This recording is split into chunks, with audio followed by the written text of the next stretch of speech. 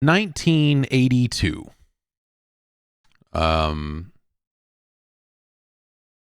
A pretty crazy year for video games. Arcades and even at home things were starting to happen more and more. And when I think about the games of that era, the classic arcade era, the golden age, whatever label you want to try to throw on it.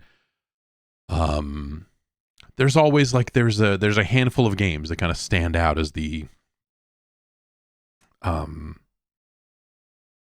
titans of that era of arcade gaming. Or, if we really think about multiple eras, if we think about the late 70s, early 80, 81, 82, there were kind of seismic shifts in games and game design and all of this stuff as more and more games were made. You had people extending the form even then.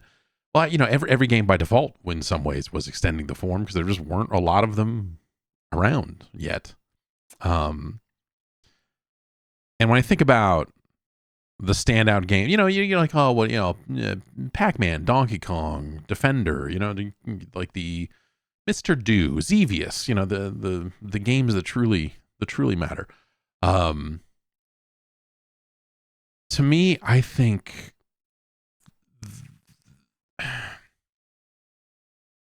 the game we're talking about this time around is Robotron 2084.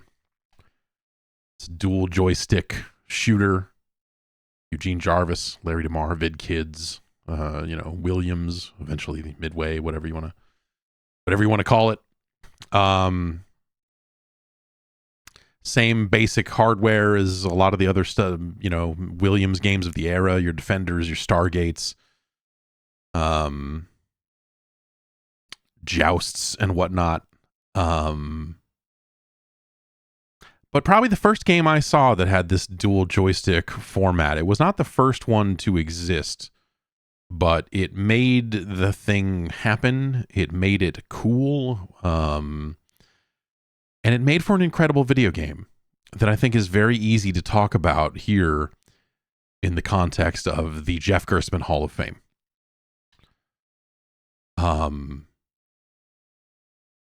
I think this game gets brutal difficulty-wise. I don't think I'm especially good at it. I mean, maybe it's one of those situations where maybe I'm better than most, but it's not. There are people that are really good at it are scary, and I don't want to know them. They're scary. Anyone who's amazing at Robotron is probably on the run from the law or something. I don't know. It's frightening. The reflexes you would have to have. You would be a government project turned loose or something. This game, to me, establishes a genre that has come and gone over the years. I think it fell out of favor for a good long time. Is like that style of arcade game just never really found a home until I think until downloadable games became a thing, specifically Geometry Wars coming to Xbox 360, kind of breaking loose of the confines of Project Gotham Racing as a little Easter egg and becoming its own game. And then the rush of games around it that kind of followed in that game's footsteps. We really saw a renaissance of that style of game on what we kind of considered to be the modern consoles, the modern era of internet connected video game machines, right? And there's a legacy between Robotron and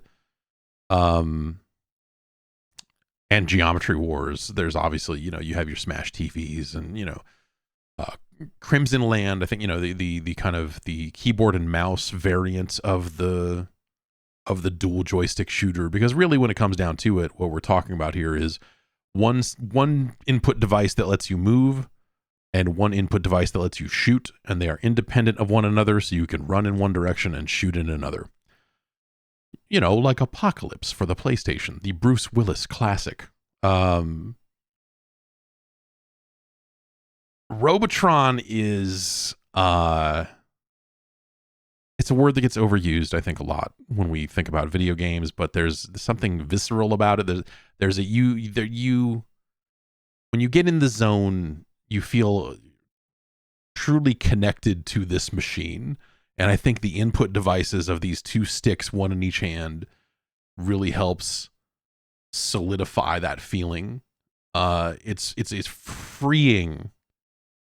It's a freeing feeling, and it's one that I think translates very well to modern controllers. You know,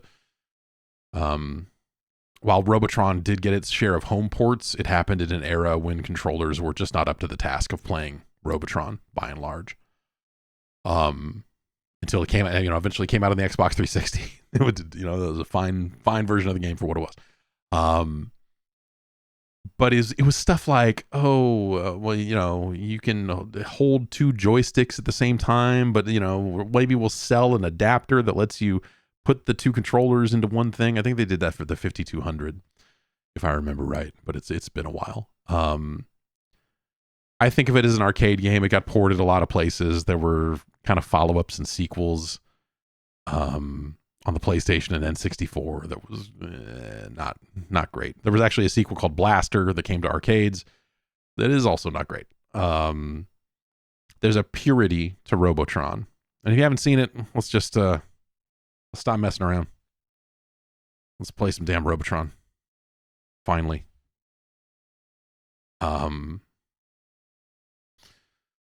Very simple story. You got to save the last human family. Maybe we'll let it run one more time here. And great, just great, flashy, colorful sound effects, and man perfects the Robotrons. This is the path that we as a society are on right now. A robot species so advanced that man is inferior to his own creation. Guided by their infallible logic, the Robotrons conclude the human race is inefficient and therefore must be destroyed. And we're the last hope of mankind. And, we have superhuman powers, which I think means you can shoot. But we must save the last human family, Mommy, Daddy, Mikey. And we've got to stop the grunt Robotrons. We'll go through the whole... The indestructible Hulk will kill the humans. It's bad. And as they are indestructible, as the name suggests. These are the real mother effers that make this game so hard. The enforcers and tanks. And, the brains are tricky as well. And they will also kill a human. That's for sure. And then there's junk around that you shouldn't run into. There you go. That's Robotron. It's wave-based. It's single screen. It's a beautiful video game.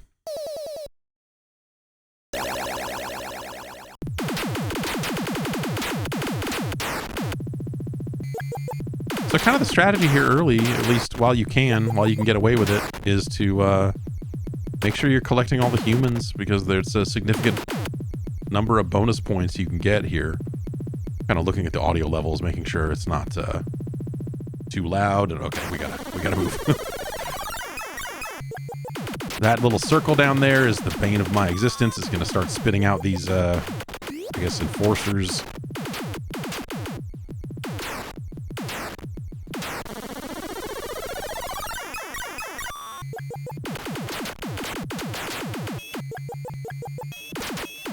Ugh. Once you start hearing the sound effects of those things being spawned, you know that it's gone bad. It's also a really good sound game in terms of though you'll hear some effects get cut off, and that's not always great, but generally speaking, oh man, you got in a corner. You don't want that. No, kill all these things before they can spawn more garbage. Ah. It's a human, but hey. All right, brainwave. A lot of humans around. You just got to be fast before the brains turn them into into progs. And they shoot these crazy missiles at you.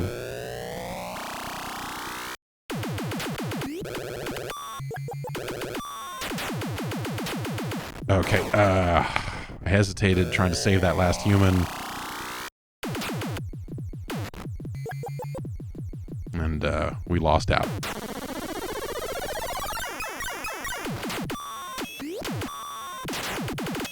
There's something about the way, I mean, you know, everything about this game is designed to make it tense. Like the way you start in the center of the screen, surrounded every single time. That human got killed. Tough job. This is, these guys, these little squares will spawn these tanks, and they shoot these bouncing bullets that are a real pain. Oh my god. I've had many a game end here on Wave 7, and I think this may be another one.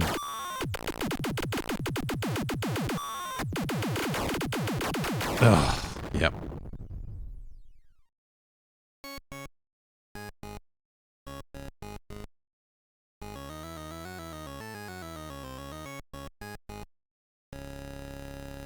That's the you didn't get the #1 score music, is what that is.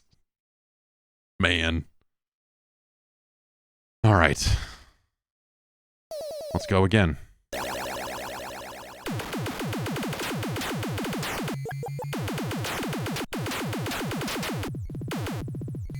It makes sense that the game I played while testing the controls to make sure it was all mapped properly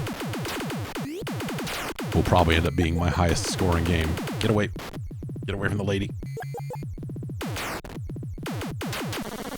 You know, you get an extra life every 25,000 points, and when you start getting enough humans per level, they start giving you 5,000 points per human. So, that can kind of start to add up fast. Oh my god.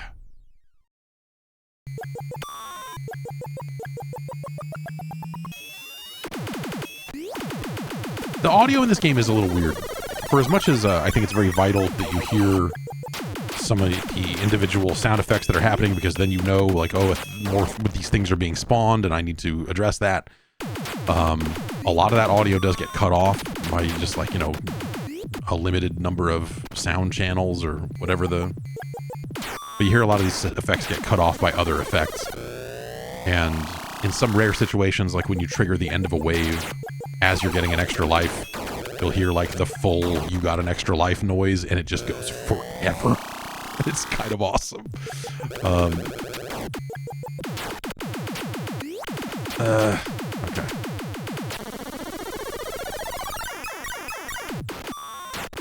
Oh my god.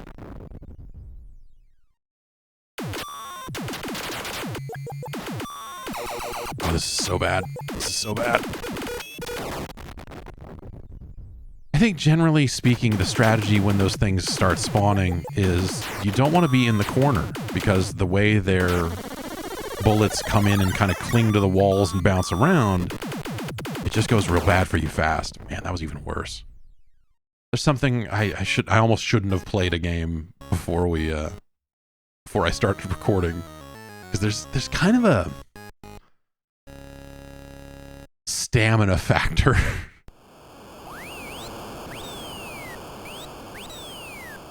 Involved, where, you know, your brain's only gonna let you focus intensely on this thing for a set amount of time, and sometimes that means I'm only good for 1 or 2 games.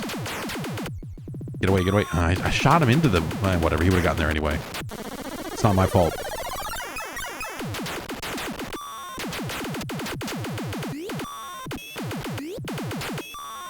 Ugh.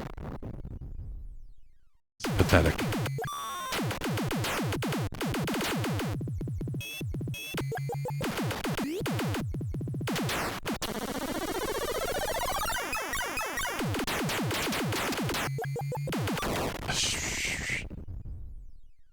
Thought I shot that guy. Thought I was about to shoot that guy. No, no, no. Yeah. And their shots come in at different speeds, and they're really... They're just downright evil.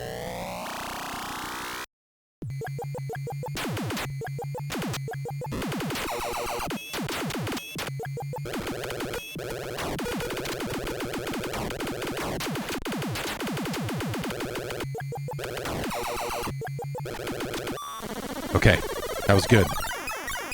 We got like 2 or 3 extra lives there. And we're gonna need them because I'm playing like trash.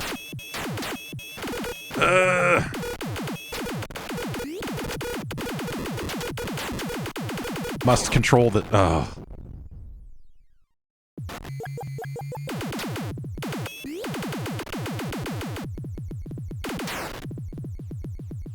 Get what we can. Alright, extra life. Fuck.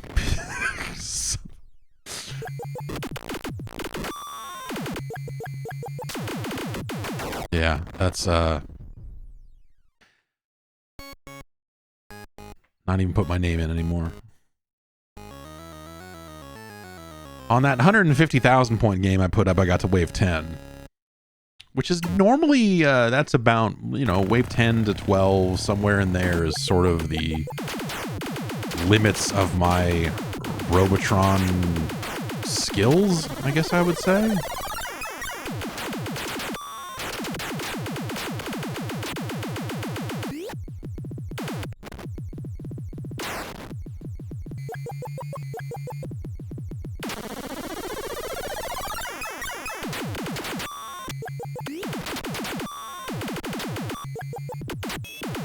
No, fuck you, fuck you, fuck you, fuck you, fuck you. That's right.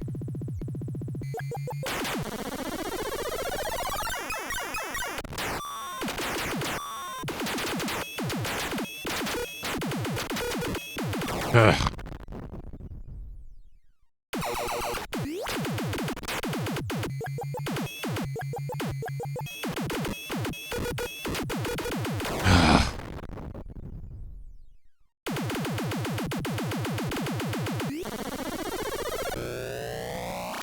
It's bad. It's not.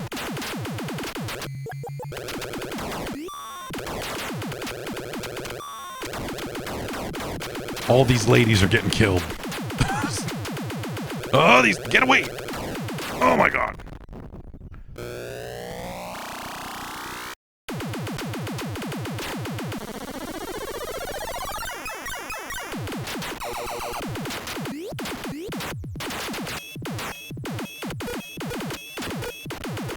What the hell? I shot into that corner like a billion times. You telling me there were still enemies coming out of it?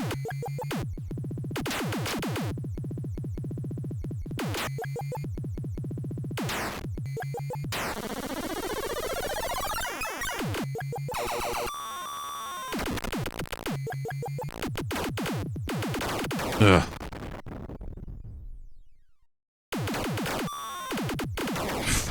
They just all shoot at once, and you're just like, oh, okay.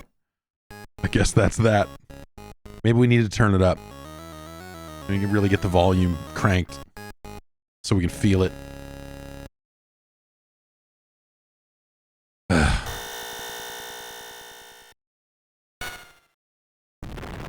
think it's got some different credit noises.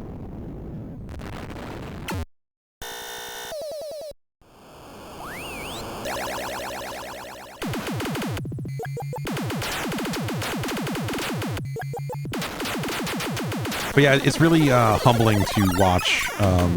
You know, you go find some footage of people that are truly crazy at this game. And I just, you know, this is a game, again, 1982. I would have been 7 at the time.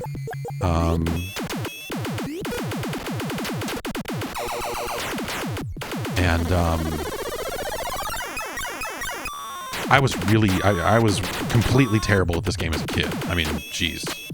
You know, not that I'm turning in record performances now, but, no, no, no, no, no, no, no. No, no, no, get away, get away, get away.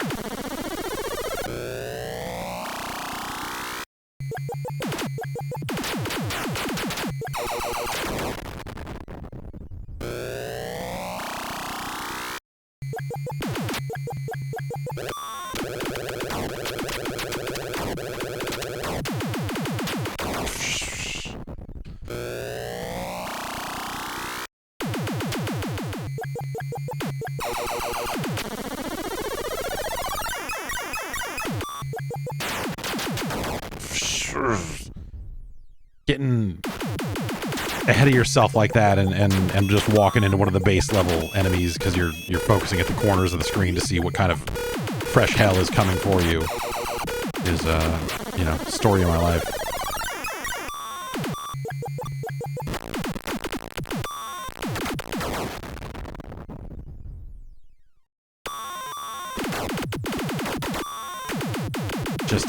Just get out alive. Okay.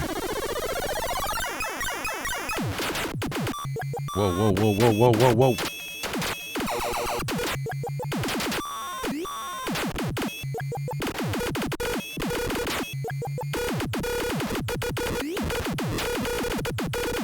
Okay, alright.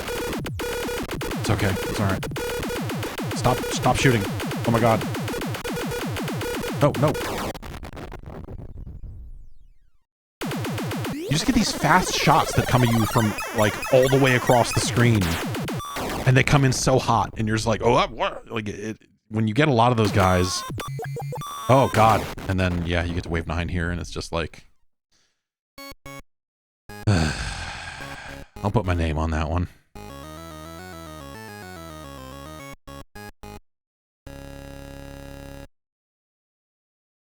Man. Man.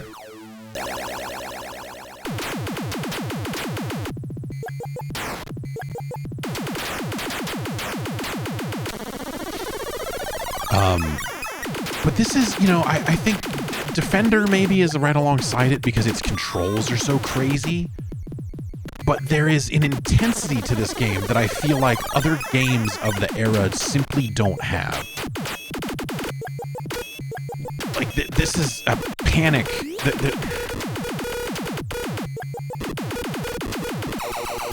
No, no, stop. Stop shooting at me.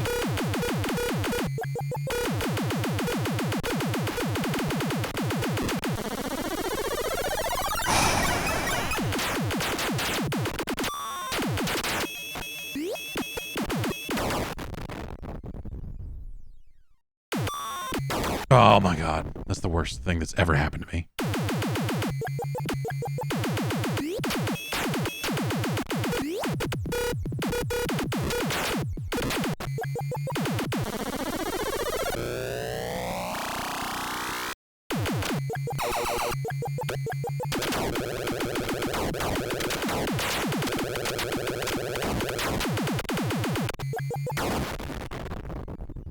There just get to be so many of those stupid missiles that you're just inevitably screwed. Because you can't, they're so small, they're not easy to shoot.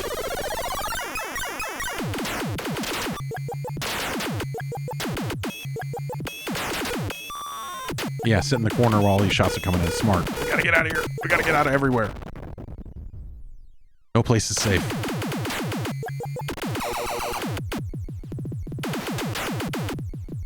All right, here we go.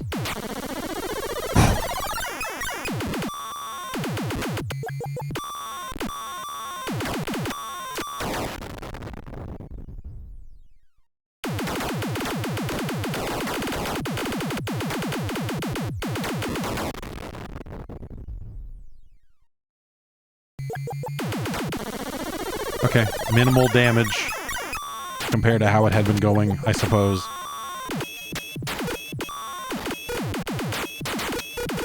Ugh. But it's not enough. It's not enough.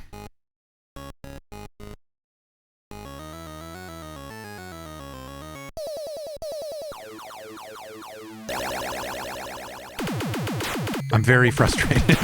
I'm sorry. I'm very, very frustrated by how this is going.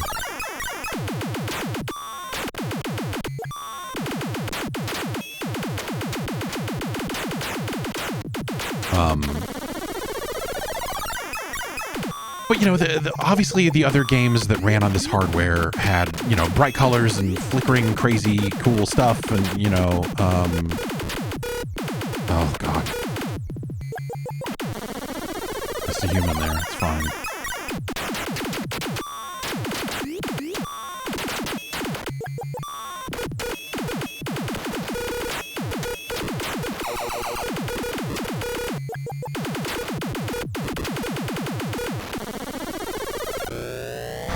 And so it stands out. I think this game still works well today because it's very simple.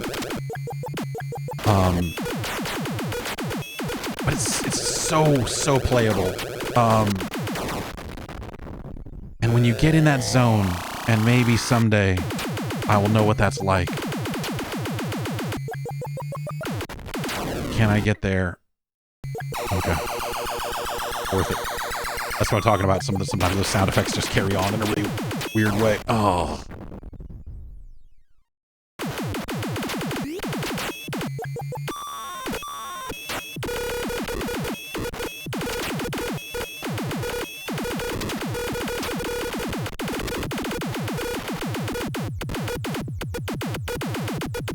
Stop shooting at me, you dick.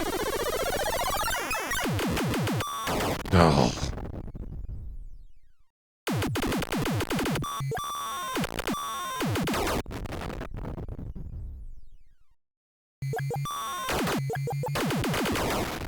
These things are so unfucking fair, man. Oh, and there's still too many of them. I'm not gonna make.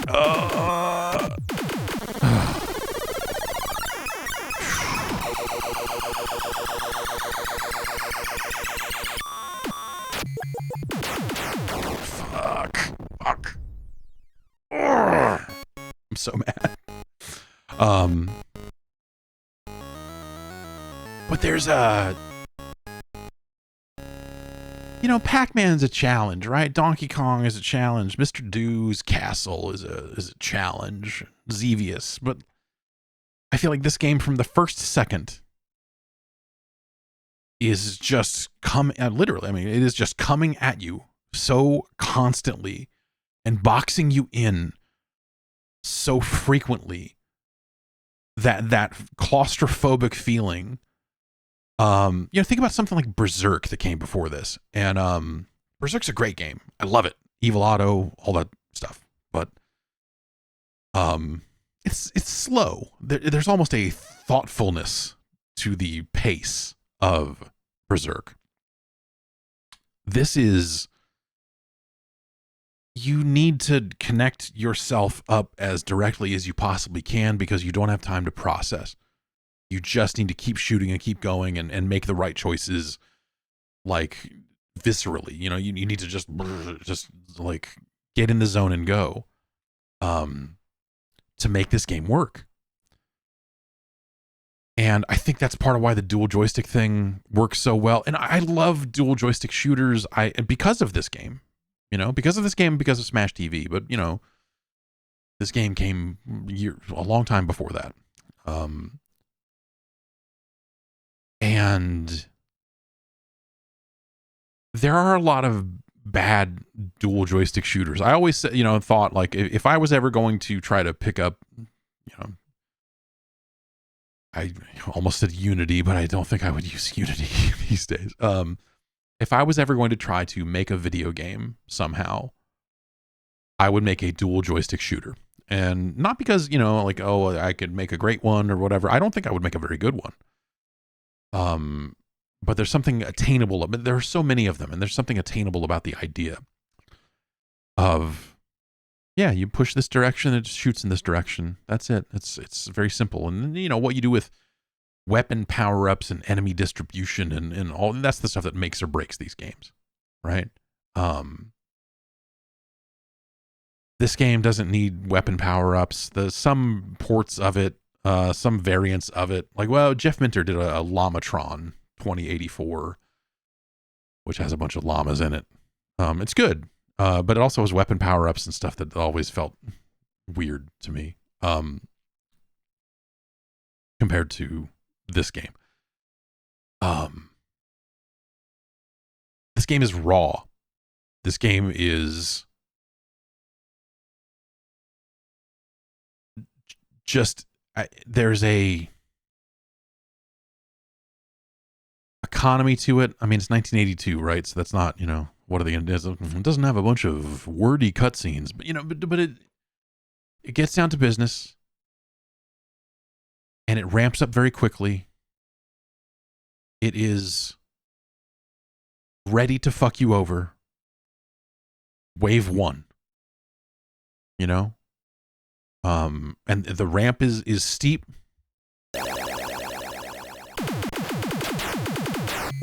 Like a lot of the games that Williams was making, Williams, Midway, whatever you know, like,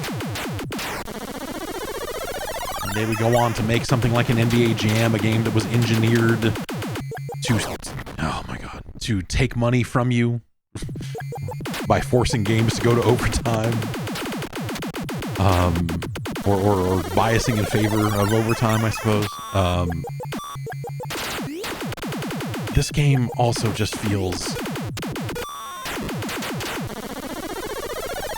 nasty in a, hey, we think it would be cool if someone put a quarter in this thing every 2.5 minutes.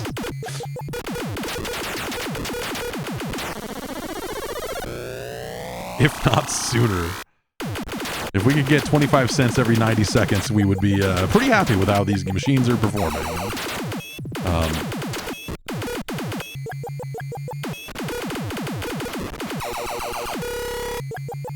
Okay, let's see if I can pull this off and just rack up points. That was probably almost worth it. The trade there.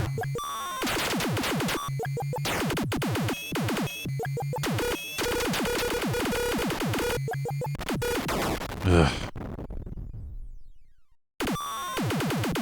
You really need to be able to take in the entire screen at once. Something I'm not great at. It's something I'm not. Maybe if I sit further back, I don't know. But there's a, you know, you'll get in those situations where like, oh, this guy is sitting all the way across the screen shooting shots at me, and I need to stop that from happening. Oh, and I ran into the guy right next to me because I was focusing on that instead of this.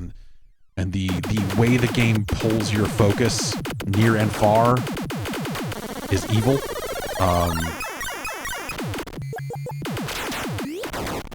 Like that. I was trying to shoot those spawners. Again, I was looking to see where the spawners were and walked right into a guy. And that's bad. And now we're up against a wall and all these fuckers are shooting. And there's more of them over here. And they're on all sides. There's 4 of these fucking... Oh, boy.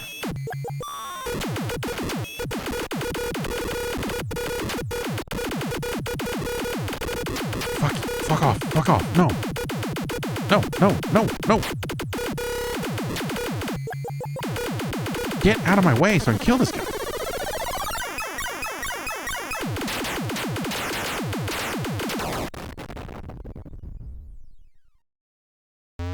There.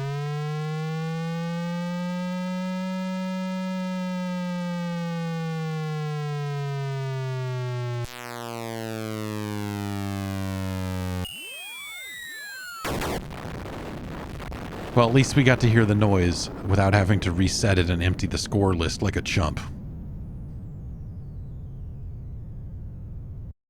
It's very simple, and my love for it, I think, is very simple as well. I think it's a perfect example of the era, you know? Like, there are a lot of great arcade games, you know, from the late 70s, early 80s. Pre-Gauntlet, maybe. I'm trying to think. Like, Gauntlet was what, 84, 85, something like that. Like, you know, as we get later into the 80s, kind of the Crash era arcade games take on a different tone and all that. But like the games that were there when everyone thought it was a fad, when everyone thought it was, you know, are so crazy powerful. So many of them are such like clear, pristine design concepts of like, we're going to put you in the middle of all these enemies. You can shoot in multiple directions and we'll see how it works out. It'll work out bad for you and you'll put another quarter in. There's something perfect about it. There's something perfect about Robotron that a lot of the home ports weren't able to pull off because of control situations or what have you. A lot of different reasons, but the control one is usually the culprit. But man, it's just, there's, you know, it's all right there in front of you. Well, it's all around you, I guess. But like it gives it to you right up front. It lets you know the ways in which it's going to fuck you over. It starts nice and slow here. Look at this. You know, not crazy. You know, we can play with this guy for a little bit before it picks up too much speed. But like the noise between stages, like just the audio from this game is burned into my mind eternally, because it's so good.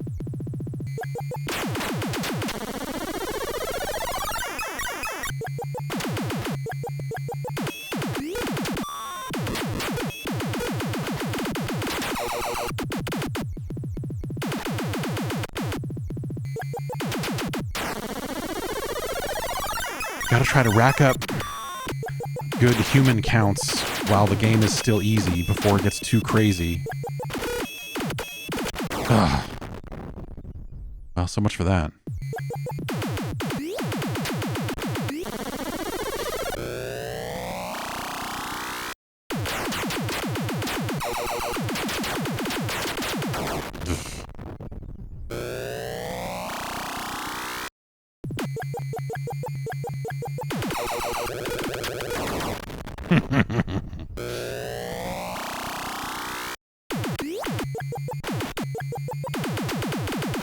Ooh.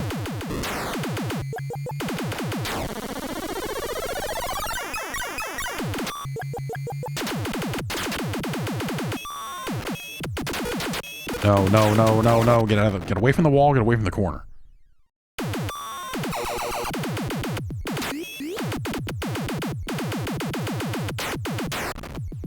Ah.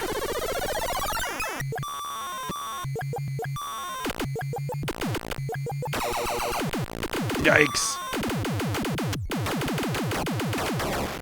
I don't think I've ever made it through one of those waves without dying. In my life. One of these ones. One of these tank waves. I don't think I've done it. Dying once to me is like that feels like a victory.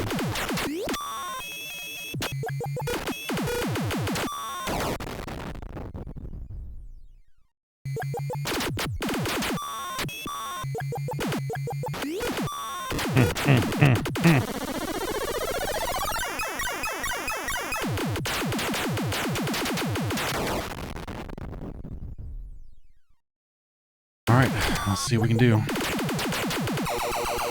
Oh, okay, we got a extra life just as it went bad there. Yes, it went bad again. Guess what? It went bad again. Wave 9.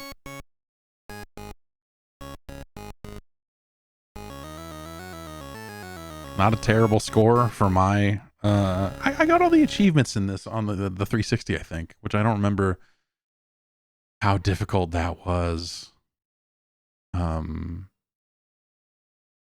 You know, maybe you could set the dip switches to make it easier or whatever it was. This is just the default settings. That's Robotron 2084. To me, this is the game that launched a genre. To me, this is a game that, you know, without it, we wouldn't have seen Geometry Wars. You know, certainly a Smash TV wouldn't have existed. You know, that's Eugene Jarvis went on to work on that game later in his career. Mark Turmel programmed that game, and then Turmel would obviously go on to make NBA Jam and NFL Blitz and, you know, so on down the line. TNA Impact, the for PlayStation. And I love this thing. To me, this is something that I think you can put in front of anyone and they'll at least conceptually understand it. It's such an easy thing to get in terms of, you know, you can even just watch this little attract mode thing and you're like, oh, okay, these things are going to kill the humans and I get points from that. And like, it's really not hard to wrap your mind around. And there's something very intuitive, especially I think when you get into an arcade and you can really just grip those sticks, really just grip them. It feels good in the hand. It's an absolute classic. Classic. And it belongs in any Hall of Fame, not just mine. This is easily, like, you know, one of the greatest games of all time. Easily one of the most important games of its era.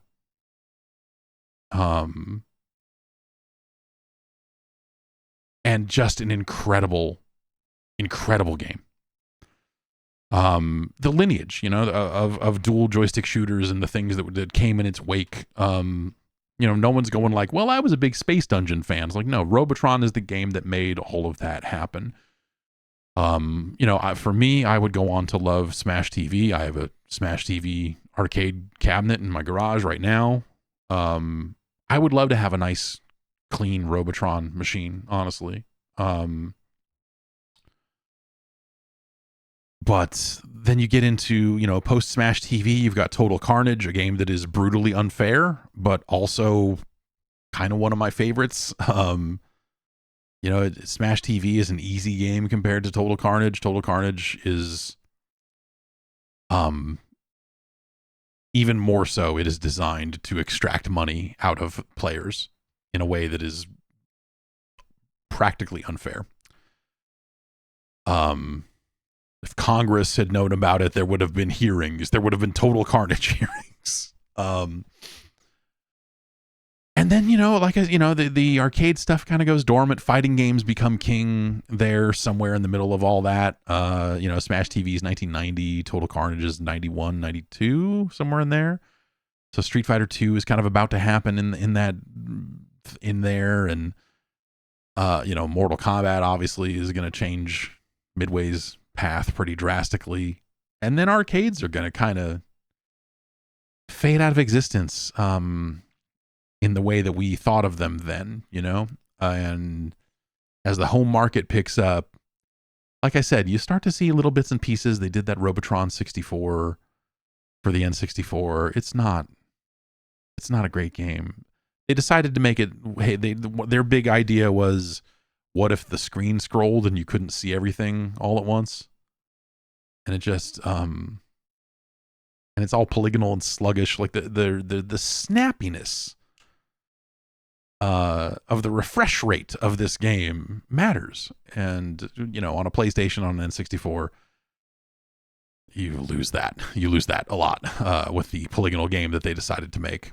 I think it plays better on PlayStation, Robotron X, because the PlayStation controller, even pre-analog sticks, was just a little better suited for that type of action.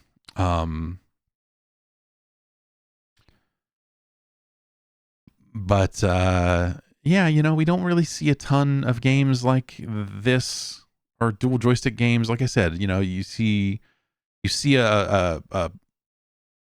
like Crimson Land happen on the PC, and that sort of paves. I think Crimson Land is a game that sort of paves the way for Vampire Survivors in a lot of ways, and a lot of the other similar games that came along. Nuclear Throne obviously is on consoles and you know, and PC, but, you know, the mouse and keyboard controls for those sorts of games, all of that just kind of comes directly out of Crimson Land, as far as I can tell. There may be an earlier game that I'm not thinking of, but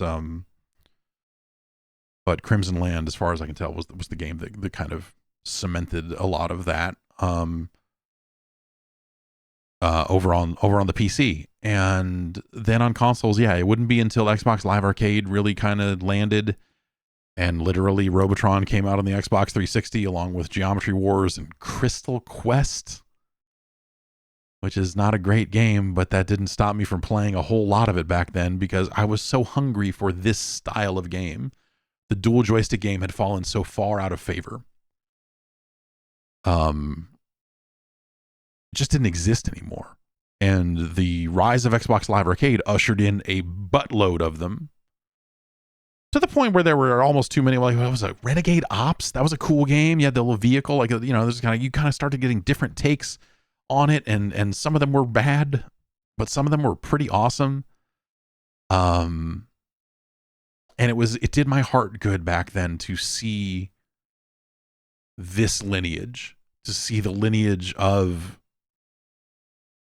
Robotron, Smash TV, whatever it is, just to see like that dotted line kind of pick back up again was really incredible. Now I think we're maybe a little oversaturated, but I do think that, even though it's not a dual joystick shooter, it's a single stick non-shooter, auto shooting survival games like Vampire Survivors. But like I also don't think you get to a game like that without a game like this.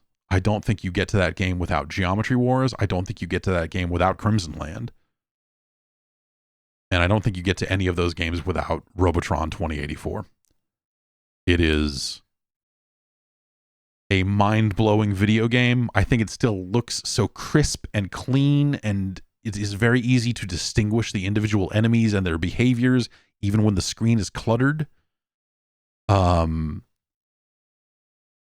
Their designs, I think, are really well done for that, for just like identifiable silhouettes of just like, okay, I got to deal with these fuckers. Not that that's helping me get past wave 9, but in theory, that's very important. Amazing sound effects, the color cycling, all of the cool sound effects, visual effects, everything else. I think it's just a great game that I'm almost hesitant to say it's representative of its era, because I think it is so top tier. And it's not alone there. I'm not saying that, hey, this is the best arcade game of the early 80s or anything like that. I mean, it doesn't have the music of Mr. Dew's Castle, for example, which is great music, but also, there's so many, gosh, we'll probably talk about a fair amount of them here over time. Something like Xevious. Oh, Xevious. Don't get me started on how good Xevious is, just audio visually. Gameplay wise, hey, there are parts of it I could take it or leave, but presentationally, what a game. Anyway, that's neither here nor there.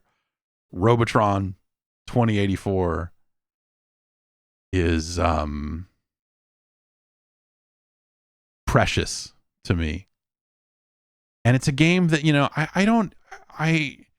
like I said, as a kid, I loved it, but I was never very good at it. And so, but over time, a lot of games became fuzzy. You spend a lot of time away from arcade games, and you don't get to see them anymore. And when you do see them, they're inferior ports and they're all fucked up. And, because at that point, emulation didn't exist. You couldn't, when arcades kind of went away, when arcades were not the big deal that they were in these days, or when arcades transitioned to really only just carrying fighting games and, the games of the 90s,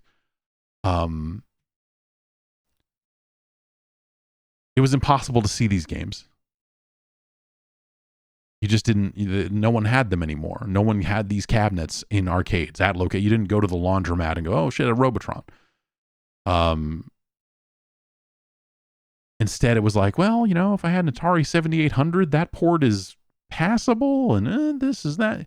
There was no good way to play this game until the Xbox 360 version, probably. And it's, the versions of it, emulated versions of it, came to, like, I want to say, like, original Xbox and stuff like that as well. So maybe those are actually, fine too, now that I think about it.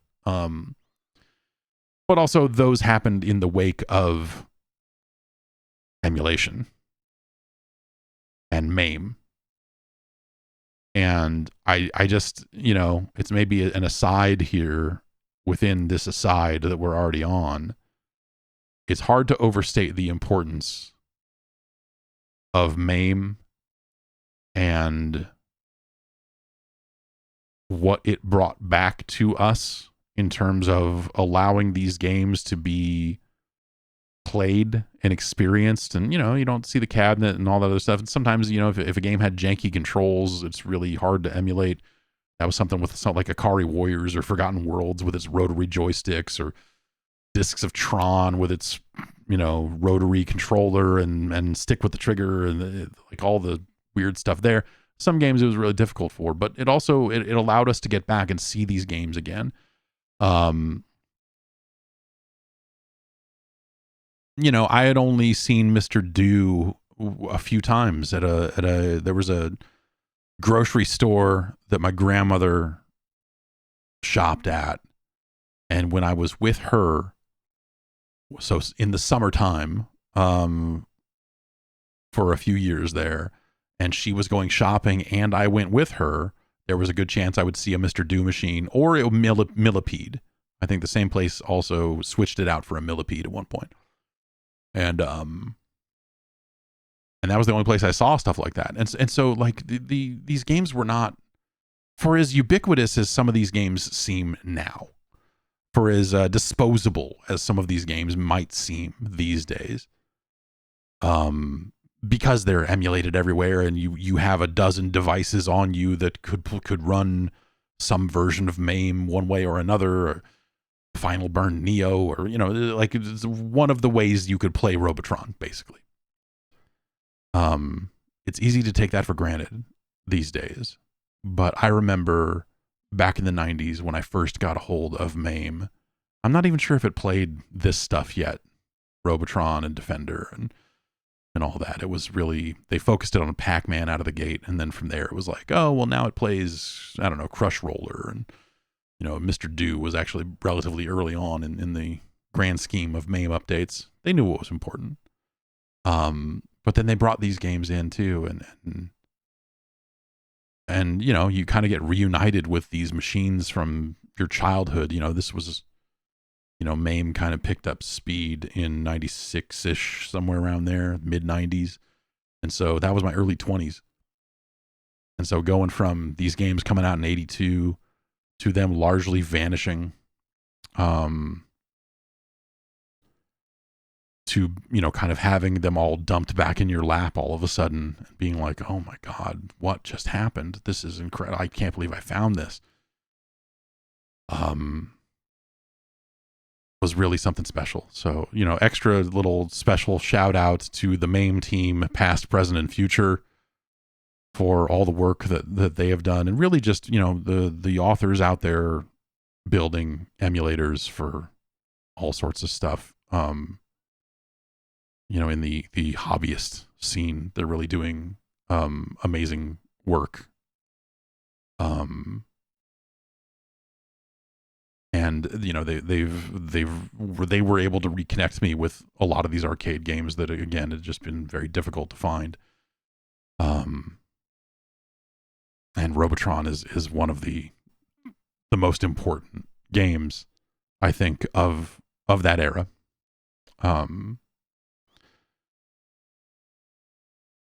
And thanks everybody for watching. Blaster, the follow-up, the sequel that they made in 83, is like a weird first-person-y kind of like it's a bad take on Robotron. Ambitious, but not a fun game. And then again, just, you know, as a franchise, it kind of just went and that was that. But yeah, I don't know. I love it. I always have. And at this point, I think it's safe to say I always will. And that's what makes Robotron 2084 extremely easy to place into the Jeff Gerstmann Hall of Fame. Thanks everyone for watching. Sometimes I think, you know, some of these arcade games, you know, I might not have as much to say about them or something or whatever. And I might need to put 3 of them together into one thing. Some of them I bet will maybe fall into that category. But Robotron is a special video game. And that's why I wanted to share it with you this time. I love it. Anyway, that's going to do it for this time around.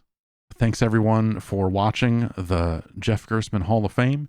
If you want to get access to these episodes early, you can get more details on that over at patreon.com/Jeff Gerstmann. If you're already on board the train, Thank you for keeping this nightmare engine running full steam ahead.